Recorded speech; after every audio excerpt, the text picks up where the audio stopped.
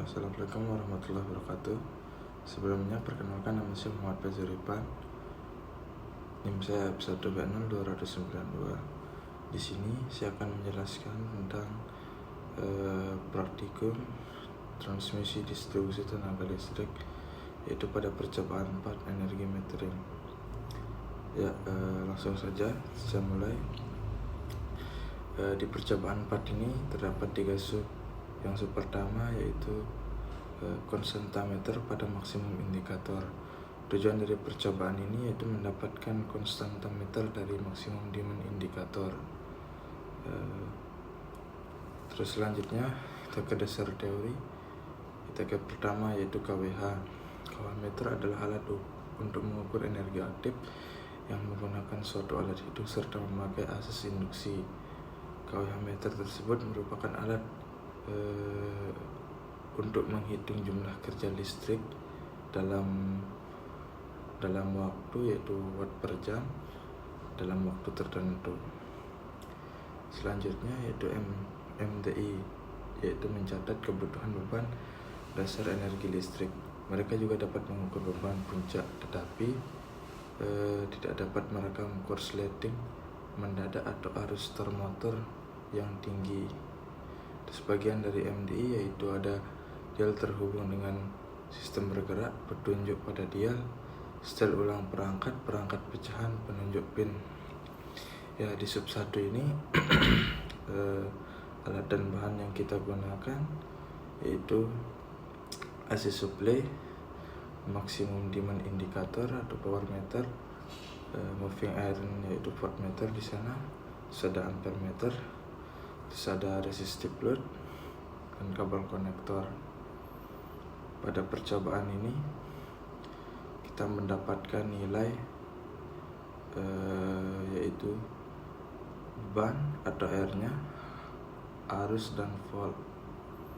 Terus pada percobaan ini juga di sub 1 kita menghitung persen error. Terus kita mencari waktu putaran piringan per jam. Untuk selanjutnya itu kita ke kesimpulan pada percobaan 4. Berdasarkan hasil percobaan konstantameter dari maksimum demand indikator, dapat kita simpulkan bahwa untuk mencari nilai dari konstantameter dari maksimum demand indikator yaitu dengan melihat pengaruh daya dan jumlah waktu yang dibutuhkan piringan untuk mencapai satu putaran. Terus untuk nilai konstantameter ukur, yaitu konstantameter ukur dihitung dan didapatkan nilai yang fluktuatif. Kemudian untuk mencari nilai persen error didapatkan dari selisih nilai konstantameter hitung dan konstantameter ukur yang konstan, di mana nilai persen error dapat dicari dengan menggunakan persamaan persen error CM hitung kurang CM ukur kali 100%. Terus untuk di percobaan 4 ini kita lanjut ke sub kedua, di mana sub kedua yaitu konstantameter pada KWH meter dan KVAR meter. Tujuan dari percobaan ini yaitu mendapatkan konstantameter dari KWH meter dan KVAR meter. Terus untuk KWH meter, apa sih KWH meter? Itu KWH meter adalah alat yang digunakan untuk mengukur total energi listrik yang dikonsumsi oleh peralatan yang diambil dari energi listrik dari catu daya utama di rumah. Jadi maksudnya itu KWH meter ini adalah alat yang digunakan untuk mengukur konsumsi listrik listrik di rumah, di industri ataupun di tempat-tempat lainnya. Terus selanjut cara kerja KWH meter sebenarnya yaitu cukup sederhana. Ada piringan logam ataupun non logam magnetik yang terpasang di dalam KWH meter yang akan berputar tergantung pada daya yang melewatinya. Jadi jika daya yang melewatinya tinggi, maka cakram akan berputar lebih cepat, dan daya yang yang melewatinya rendah, cakram akan berputar lebih lambat. Laju rotasi pada nantinya akan menentukan pembacaan pada KWH meter. Semakin tinggi jumlah rotasi, maka semakin tinggi pula pembacaan meternya dan begitu pula sebaliknya. Itu untuk KWH meter ya teman-teman. Terus untuk KPIR meter. KPIR meter atau meter energi reaktif adalah instrumen alat ukur listrik integrasi yang mengukur energi reaktif dalam suatu satuan var per jam atau kelipatannya yang sesuai. Alat ukur ini bisa disebut sebagai alat ukur watt per jam untuk mengetahui energi yang terpakai.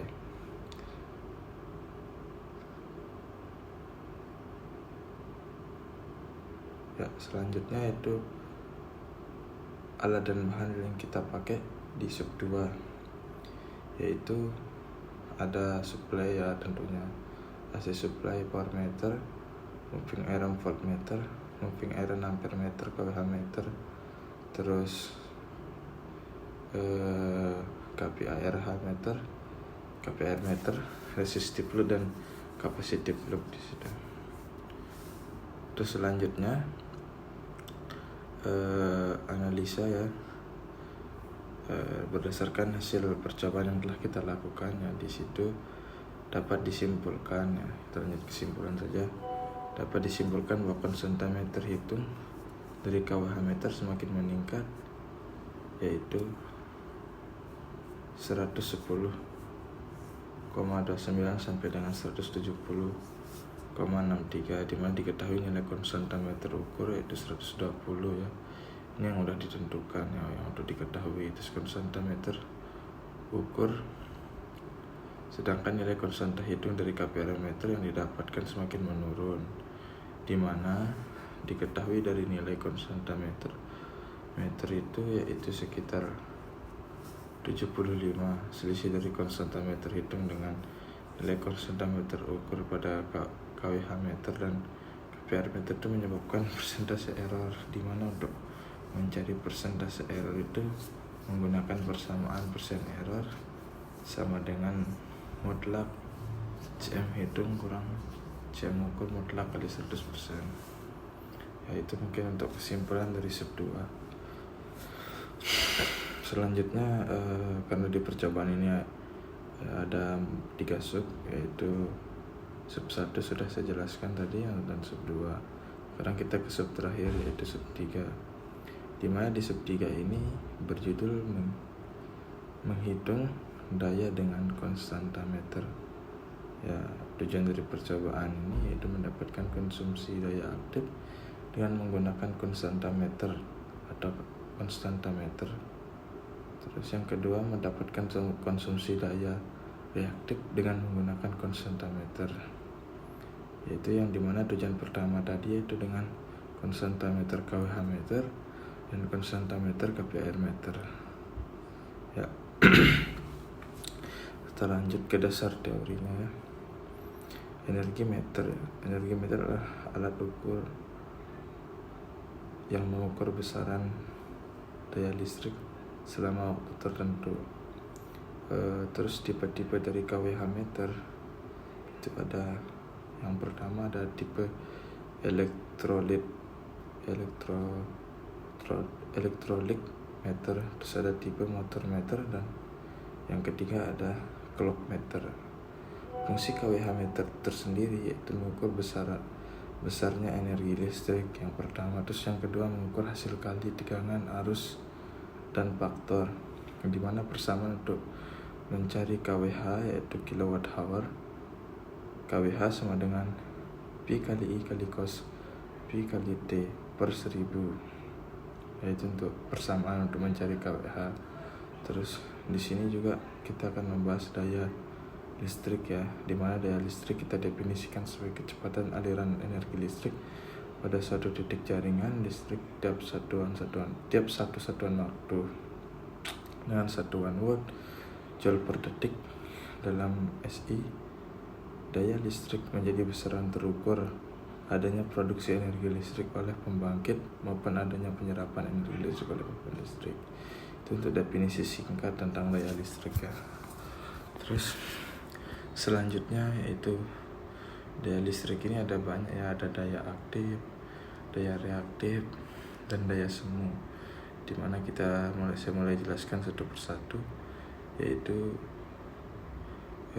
daya nyata ya, atau daya aktif. Daya aktif ini secara sederhana adalah daya yang dibutuhkan oleh beban resistif. Yang menunjukkan adanya aliran energi listrik dari pembangkit listrik ke jaringan beban untuk dapat dikonversikan menjadi energi lain. Kita contohkan saja ya. Daya nyata yang digunakan untuk menyalakan kompor listrik, energi listrik yang mengalir dari jaringan dan kemudian masuk ke kompor listrik dikonversikan menjadi energi panas oleh elemen pemanas kompor tersebut. Itu untuk daya listrik. Saya contohkan tadi kan, kayak di kompor listrik itu dia dapat listrik dari pembangkit, kemudian disalurkan ke rumah, dari rumah dicolokkan, jadilah dikonversi ke energi panas melalui elemen pemanas tadi dikonversikan. Terus ada daya reaktif ya. Daya reaktif ini, atau kita sebut saja ya, dianggap cukup sulit ya sebagian orang. Berbagai bentuk ilustrasi dan pengandaian digunakan untuk memudahkan kita memahami daya reaktif. Kali ini akan membahas daya reaktif menggunakan dua pendekatan, ini pendekatan sederhana ya dan pendekatan ilmiah. Kita akan cukup dalam membahas daya reaktif secara ilmiah agar tidak memahami dengan lebih total dan menancap di kepala kita.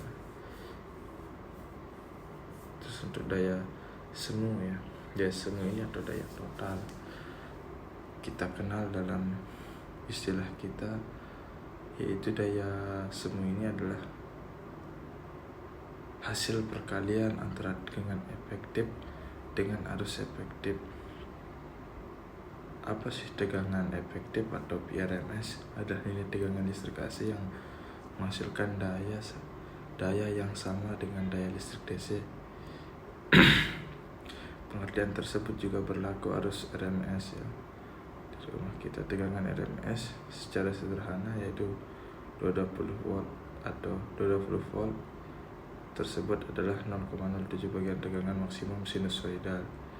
Berikut adalah seperti itu ya, ada sedikit di tegangan semu itu, atau bisa kita sebut penjumlahan. Tadi ya, semu ini penjumlahan antara tegangan efektif dengan arus efektif. Itu untuk di percobaan 3 tadi yang berjudul menghitung daya dengan konstanta meter ya. Terus di sini alat dan bahan yang kita pakai di sub 3 itu ya ada AC supply, bar meter, voltmeter, ampere meter, kWh meter, kPr meter, resistive load, kapasitif, dan kabel ya. Dari percobaan ini kita bisa analisa ya sedikit bahwa pada saat diberikan beban yang semakin kecil ya, karena kita dapat kemarin pada saat praktikum datanya itu kita diberikan beban yang semakin kecil, maka kita dapatkan nilai arus yang semakin besar dengan nilai tegangan juga. Nanti arus sama tegangannya itu semakin besar seiring dengan semakin kecil, dan nilai arus yang didapatkan semakin besar juga ya, karena ada ini penyebabnya itu karena arus yang berbanding terbalik terhadap nilai beban atau R, seperti itu. Terus didapatkan juga nilai waktu putaran piringan yang semakin kecil baik pada kWh meter ataupun kPr ya, kPr meter. Hal ini pengaruhnya yaitu dipengaruhi oleh nilai arus dan daya aktif ukur yang semakin besar, sehingga waktu yang dibutuhkan untuk menghabiskan energi menjadi lebih sedikit, atau waktu putaran pada kWh sama kPr meter itu semakin cepat ya. Dan untuk nilai konstanta meter itu yang bernilai konstan yaitu 75, dan kPr yaitu 100. Itu pada kPr ya, nilai konstan. nilainya bernilai konstan, yaitu 75 pada kPa meter dan 120 pada kWh meter. Sedangkan nilai daya reaktif yang didapatkan nilainya itu semakin meningkat. Pengaruh dari nilai yang semakin meningkat itu yaitu arus yang semakin meningkat. Semakin meningkatnya arus, maka daya reaktif yang dihasilkan itu juga akan semakin meningkat. Dan untuk daya aktif didapatkan nilainya juga semakin meningkat. Ini dipengaruhi oleh nilai arus yang semakin meningkat juga. Seperti itu ya. Terus juga dapat dianalisa bahwa nilai daya aktif ukur dan nilai daya aktif itu nilainya itu semakin meningkat. Ini dipengaruhi oleh nilai arus ya, yang semakin meningkat. Sedangkan untuk persen error yang didapatkan dari selisih antara daya aktif dengan daya aktif ukur dan daya aktif hitung, seperti itu ya cara persamaan persen error, yaitu daya aktif ukur daya aktif hitung dikurang daya aktif ukur kali 100% ya, sama seperti yang tadi ya. Dari percobaan ketiga ini, dari percobaan keempat yang sub 3 itu ya, bisa kita simpulkan daya aktif yang dikonsumsi oleh akan semakin besar ya seiring dengan penurunan nilai beban. Hal ini juga mengakibatkan waktu yang dibutuhkan piringan untuk mencapai satu putarannya lebih sedikit. Karena semakin besar dayanya, maka semakin sedikit waktu yang dibutuhkan untuk menghasilkan energi yang sama ya. Seperti itu. Untuk daya aktif yaitu yang kita dapatkan juga daya aktif kita dapatkan juga semakin meningkat ya seiring dengan bertambahnya arus tadi. Terus untuk daya reaktif juga kita dapatkan semakin meningkat, dan sempat tidak ada itu ya ada yang konstan, tapi kita sebut saja dia cenderung konstan seiring dengan berkurangnya nilai beban ya. Dia semakin meningkat, tapi ada sedikit sempat ada itu ada yang cenderung konstan. Hal ini diakibatkan ya waktu yang dibutuhkan piringan untuk mencapai satu putaran itu ya semakin meningkat, didapatkan hasilnya juga oleh konstanta meter tuh semakin meningkat juga gitu. Mungkin itu ya. Mungkin itu aja penjelasan singkat ya dari saya di percobaan 4 yaitu dengan judul percobaan energi metering. Terdapat 3 sub tadi yang sudah saya jelaskan sedikit ya sepengetahuan saya. Mungkin yang bisa saya sampaikan, kurang lebihnya mohon maaf. Sekian dari saya. Assalamualaikum warahmatullahi wabarakatuh.